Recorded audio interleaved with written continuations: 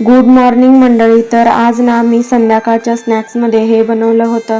संध्याकाळी थोडीशी भूक मुलांना लागते म्हणून मस्त हेल्दी घरीच करून खाऊ घालायचं मुलांना. काय ते सांगतेस, त्याआधी सकाळची धावपळ जरा करावीच की.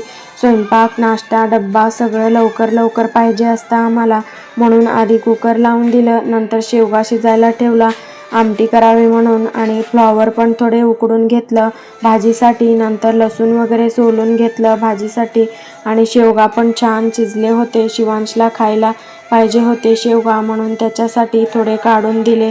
तो छान खात बसला होता. मी इकडे भाजीची आमटी करण्यासाठी तयारी करून घेतली आणि मस्त अशी भाजीला फोडणी देऊन घेतली. इकडे फ्लॉवरची सुकी भाजी बनवली आणि शेवग्याची मस्त अशी आमटी पण बनवली, आणि तेल पण संपलं होतं सो तेच काढून घेतलं आणि लगेचच इकडे चपात्या करायला घेतलं. मी चपाती करत होते, माझं पिलू मध्ये मध्ये लुडबुड करत होतं मी करतो म्हणून. बघा चपाती कसं करतोय. नंतर संध्याकाळच्या वेळी याला मस्त आवरून बसवलं होतं. ह्यांना दोघांना अंडी खायची होती म्हणून उकडून दिले. नंतर मी खांडवी बनवायला घेतला बेसनची, याला सुरळी वडी पण म्हणतात. मस्त बेसन शिजवून घेतलं आणि ताटावर पातळ अशी लेअर पसरवून घेतलं आणि चाकूनी कट करून त्याच्या वड्या करून घेतल्या. मस्त अशा वड्या झाल्या होत्या, हेल्दी पण आणि टेस्टी पण. मस्त खाऊन घेतली. चला इथे सेंड करते.